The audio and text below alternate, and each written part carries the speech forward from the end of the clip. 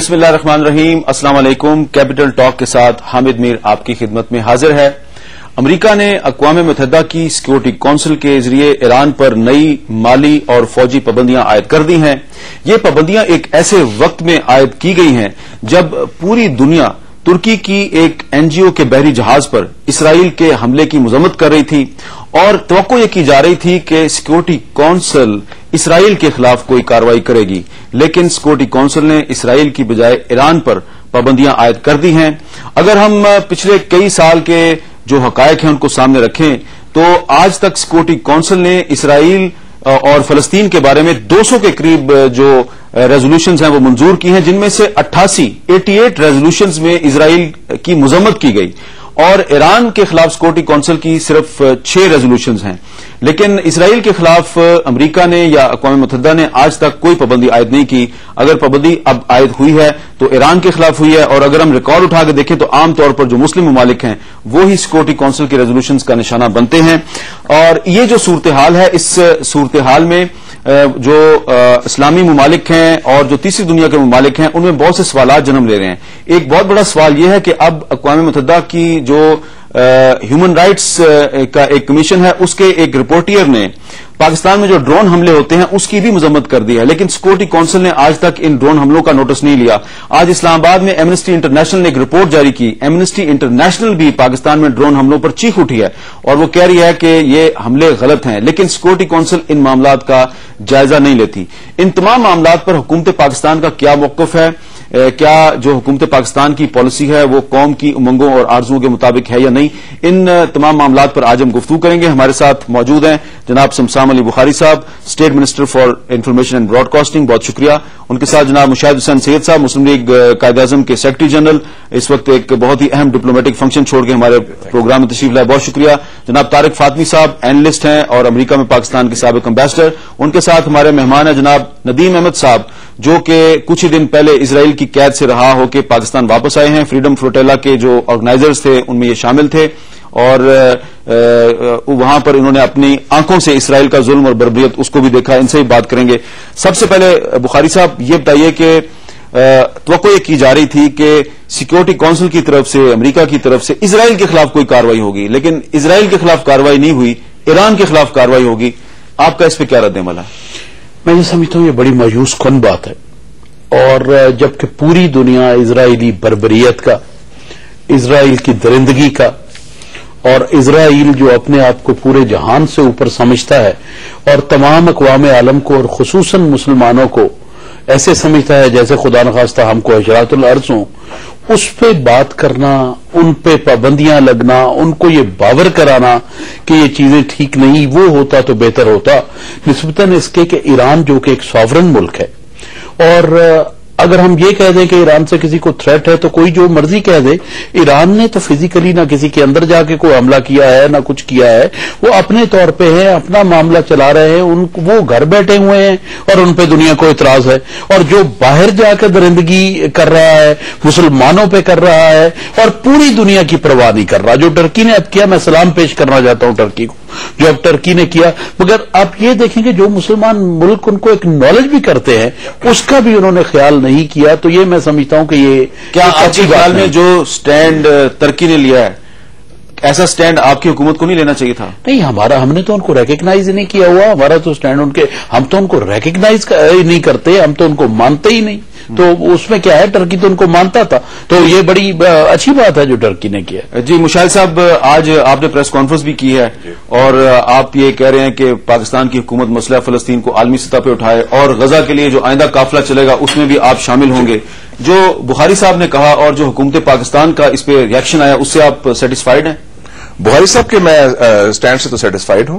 حکومت تھوڑی سی چستی دکھانی چاہیے میرے خیال میں، اور میں بھی جو حکومت سے کہہ رہا ہوں نا، میں تو یہ اسٹینڈ بائی دی اسٹیٹ نہیں کہنا، یہ سیدوں والا کام کرتے ہیں، ٹف کام کرتے ہیں، سیدوں کو کام یہی کرنا چاہیے، لیکن یہ ہے کہ اس میں پاکستان کا اس میں درینہ موقف ہے، اور جو میں سمجھتا ہوں کہ یہ سیاست سے بالاتر ہو کے ہے، اور وہ موقف واضح ہے کہ ہم فلسطین کے ساتھ ہیں۔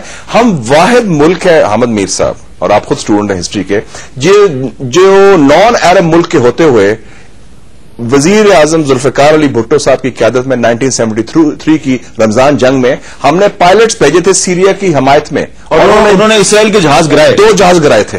یہ آج تک ہسٹری کے جتنی جنگیں ہوئی ہیں عرب اسرائیلی, نان عرب کسی آرمی نے جنگ نہیں لڑی. یہ آپ ایگری کریں گے, اس لیے بھٹو صاحب کو پھر پھانسی پہ لٹکا دیا. اس کے اور بھی معامل ہوں گے, لیکن یہ بھی ایک فیکٹر ہو سکتا ہے. اب دیکھیں یہ دور معیار کی بات ہے, اور استعمال اسلام کا نام کیا ہے. اور دور معیار دیکھ لیں, ایک طرف ترکی اور برازیل نے ایگریمنٹ کیا ایران کے ساتھ, اور بڑا اچھا ایگریمنٹ تھا, لیکن اس کے باوجود سینکشنز کی بات ہوئی. دوسرا, جو امریکہ کی جو انٹیلیجنس ایجنسیز ہیں ان کی ہوتی ہے ایک national intelligence estimate, 16 intelligence agencies کی, وہ 2007 کی آئی ہے. انہوں نے کہا کہ ایران ایٹم بم نہیں بنا رہا, وہ 2003 سے ان کی نیوکلیر پروگرام جوہری اسلحہ کا نہیں ہے. تو یہ خود وہ کہہ رہے ہیں. تو اس سے دور معیار واضح ہیں کہ اسرائیل جنہوں نے جارحیت کی, اور آپ خود ابھی ترکی سے آئے ہیں, ویلکم بیک, اور انہوں نے اس کو تو کچھ نہیں کہا اور ایران کو کہا. تو اس لیے جو مغرب اور مسلمانوں کی جو خلیج بڑھتی ہے وہ انہی دور معیار کی وجہ سے. تو آپ کے خیال میں جو سیکورٹی کونسل کی ریزولوشن ہے, اس سے مسلم ورلڈ میں ایکسٹریمزم بڑھے گی؟ اس سے میں سمجھتا ہوں کہ امریکہ کے خلاف نفرت بڑھے گی. اور دوسری ایک اور بات ہے, میں سمجھتا ہوں کہ یہ امریکہ کی سیاسی شکست ہوئی ہے. جی, یہ چوتھا ریزولوشن ہے 4 سالوں میں. پہلے سارے ریزولوشن متفقہ تھے, یہ ریزولوشن میں تقسیم ہو گیا. صرف 12 ملک نے ووٹ دیا, لبنان نے ووٹ نہیں دیا, ترکی نے مخالفت کی ہے, برازیل نے مخالفت کی ہے. تو آپ دیکھ لیں کہ امریکہ کا اپنا اثر و رسوخ کم ہو گیا ہے. جی طارق فاطمی صاحب, آپ کے خیال میں اس وقت گورنمنٹ آف پاکستان کو کیا کرنا چاہیے؟ کیا گورنمنٹ آف پاکستان کا جو اس وقت سٹینڈ ہے اس سے آپ مطمئن ہیں؟ جی, بخاری صاحب کی جو آبزرویشنز اور ریمارکس ہیں وہ بالکل اپروپریٹ ہیں, اور ہم انہیں ٹوٹلی انڈورس اور سپورٹ کرتے ہیں. اسی قسم کی سٹیٹمنٹس جو ہے ہمارے باقی ریپرزینٹیٹوز کو بھی دینا چاہیے, فورن آفس کو بھی, فورن آفس, اور ریگولیرٹی کے ساتھ اور وگر اور ریزرو کے ساتھ دینا چاہیے. پہلی بات, میں اس پر ذرا سا گفتگو کو شفٹ کرنا چاہتا ہوں. میں یہ کہنا چاہتا ہوں آپ سے کہ یہ ریزولوشن جو ہے یہ افسوسناک بہت ہے, مگر سرپرائزنگ نہیں ہے. یہی ایکسپیکٹ کرنا چاہیے تھا. اس کی وجہ یہ ہے کہ اوباما ایڈمنسٹریشن کے ایکشن سے ہم ڈسسیٹسفائیڈ ہیں, مگر ہم سے زیادہ اسرائیل ڈسسیٹسفائیڈ ہے. یہ بھی ایک عجیب ایک آئرنی پیدا ہو رہی ہے کہ اوباما کی ایکٹیویٹیز ہمارے لیے انایڈیکویٹ ہے, اور اسرائیل کہتا ہے کہ آپ کس رخ جا رہے ہیں بھائی, آپ ہماری تو ایک اٹرنل فرینڈشپ ہے, اور آپ کو تو کوشچن کرنے کا حق ہی نہیں ہے. آپ تو صرف ہماری تھوڑا سا آپ ایکسپلین کریں گے ویورز کو کی تسلی کے لیے, انفارمیشن کے لیے, کہ why Israelis are not satisfied with the policies of Obama? دیکھیں نا, بہت کلیئرلی پہلی بات تو یہ ہے کہ اس نے جو ڈائیلاگ اور انگیجمنٹ کی, جو اس نے ایک پالیسی پریزنٹ کی اپنے انوگریشن سے لے کر کے کائرو کی تقریر میں, استنبول کی تقریر میں, پہلی بات. دوسری بات, اس نے بش ایڈمنسٹریشن کی ایران پالیسیز پر بڑی کلیئر ڈفرنسز کی الیکشن کیمپین میں, اور اس نے کہا یہ پالیسی آف تھریٹس جو ہے اور بلیک میل یہ غلط ہے. یہاں تک کہ ہلری کلنٹن اور ان کے ساتھ بڑی اس بات پر جنگ ہوئی تھی. ہلری کلنٹن نے یہ کہا تھا کہ امریکہ کو ریڈی ہونا چاہیے, ٹیکٹیکل نیوکلیئر ویپنس اگر ضرورت پڑے تو وہ ہم استعمال کر لیں. اوباما نے کہا کہ یہ بڑی آپ کی یہ ریکلیس پالیسی. آپ نے کہا کہ کائرو اور استنبول میں جو اوباما نے گفتگو کی, جو اس نے تقریر کی, اس سے اسرائیل خوش نہیں ہے, لیکن کائرو میں اور استنبول میں جو بھی باتیں کی اوباما صاحب نے, عمل کسی پہ بھی نہیں کیا. آپ صحیح فرما رہے ہیں, یہی تو میں کہہ رہا ہوں کہ یہی کانٹرڈکشن ہے کہ صرف ابھی اس نے پالیسی پوسچرز میں تبدیلی کی ہے, سبسٹنس میں نہیں چینج آیا. پریزنٹیشن اور پیکیجنگ, آپ سمجھ رہے ہیں, اس کی پریزنٹیشن اور پیکیجنگ ہی سے آپ ناراض ہیں. ابھی تو اس کے اندر ہم نے جوس ڈالا ہے, یہ کافی ڈالا, ابھی وہاں اس اسٹیج تک ہم پہنچے ہی نہیں. مگر اسرائیلی لابی اور Republican members of the Congress ہیں, وہ تو آلریڈی نالا ہے. وہ کہتے ہیں آپ کو کوئی حق ہی نہیں کہ آپ پیلسٹینین پرابلم کی پیسفل ریزولوشن کی طرف امریکہ کو لے جائیں.